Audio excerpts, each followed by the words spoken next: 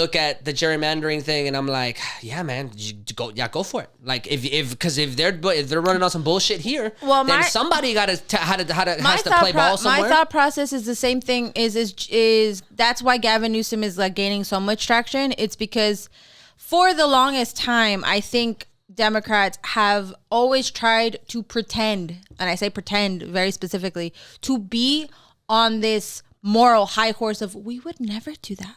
We would never get bought out by corporations. We would never do that. We're for the people, guys. We're for the working people, right? That's what they've always done. Be like, bro, be real with yourself. Like, y'all get bought out just as much as Republicans do. Ain't no reason y'all motherfuckers should be worth millions of dollars on a government salary. Let's be for real. Or stop buying stocks. Exactly. Fuck that.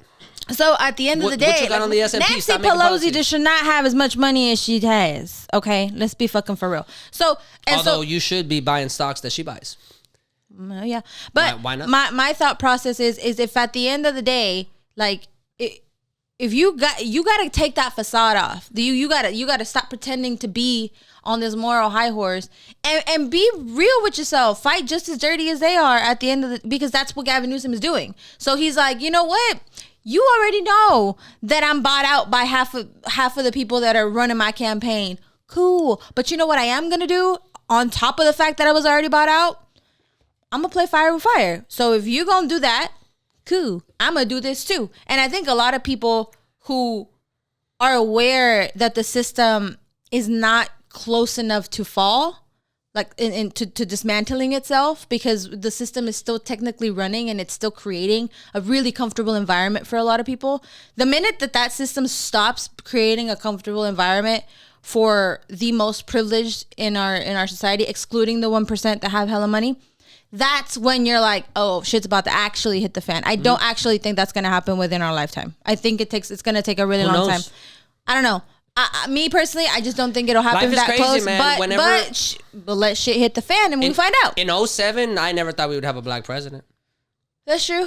And we got that. It didn't have the intended effect that we wanted it to have. But my thought process is shit that is crazy out here. Shit can happen. It is. My thing is like, I really don't think that the system is broken enough yet, and it sucks that that's the word that I'm using with it, because I think it's so broken, but it's still functioning as a broken system. Here's what I say, and I think this is where you and I differ. I think we want the same things, obviously. Yeah. But I think here's where you and I differ.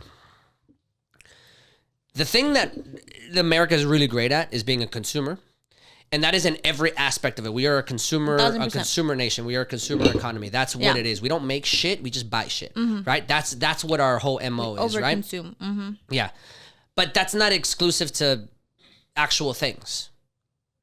We consume everything from media to information to, like, we are just hyper consumers, right? And one of the things that we consume the most, since we're in Texas, they made us sing the pledge every morning. Nationalism. Right? Like, one of the things we consume is the facade and the veneer of American exceptionalism. Mm-hmm. Oh, yeah. Does that make sense? Yeah. Like, that's one of the things that we consume the most, and we believe it, right? Yeah. And some of it is all frivolous and fun. Oh, Texas is the best. Oh, you know what I mean? Like, oh, American pride, or oh, we're Americans. We do, like, and there's some things we do really well, right? But the idea of American exceptionalism is something that we buy into wholeheartedly from beginning to end. It's ingrained, right? dog. Where you go to Europe right now and they're fine. Like, I've been to Europe, I've been to many countries, I've been to other places, I've been to countries that have very different, ways of life. I've talked to people that come from socialist countries. I've come from people that come from, man, I'm burping a lot today. I've talked to people that come from borderline authoritarian regimes. I've talked to people that were part of Soviet Russia. I've had friends that, like, so it's a completely different environment, but, like, they're fine. In a lot of ways, they have good and bad things to say about everything. In the same way that we have good and bad things to say about our country, right? But we buy this we consume this American exceptionalism like it's no tomorrow. Yeah. Right? And one of the things that comes with that is that we're a lot farther along than we think we are. That's one of the things that we buy into. And that's one of the things that I've realized over the past 5 years, really, essentially since 2016, since the Trump presidency. One of the things that I've realized is that we were not and are not as far along as we claim to be. I see. You know what I mean? So when we were growing up, we were looking at all these history books. We were reading all these things. We were reading the Trail of Tears. We were reading the Reconstruction South, and we were reading all of these things, right? Which we're not that far removed from, right? No. And we were operating under the impression, again, consuming the idea that we are better than that. We are a modern society. We are a first world nation. We are past that. And maybe not past that in the practicality, minutia, day to day, go to this neighborhood and feel unsafe kind of way. But we are past that in the abstract, in the sense that like we know better. We're the adults in the conversation. We are the adults when it comes to world policy.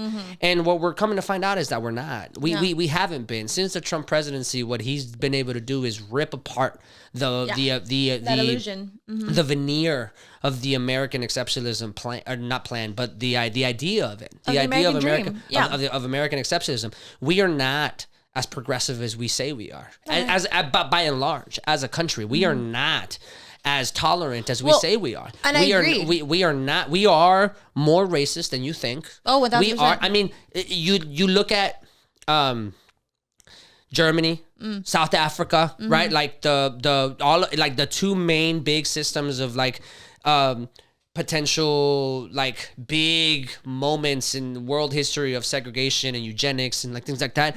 They didn't learn that in the abstract. No. Like if you can look back and find evidence of Hitler just heavily studying the Reconstruction South. Yeah. He learned that from us. He read the stuff that we did, that Southern politicians were doing after the Emancipation Proclamation, and said, "Bro, it's not even I can run with this." It's not even as far back as that. I mean, just in that time, there was Japanese internment camps. Correct. There was. That's what I'm saying. There was even the railroad construction with but we the don't Chinese make that immigrants. connection. Of course, as Americans, we don't say, "Oh, Hitler learned that from us." We don't say that. We say we're better than that, so we have to go stop fascism, and we beat fascism. That's why democracy is better. Again, we consume that. And you can call it propaganda, or you can call it, revisionist history, or you can call it, the winner's history, because the winner, the writes it out. History is written by the victors. So, you can call it whatever you want, but nobody that I've ever talked to has ever said like,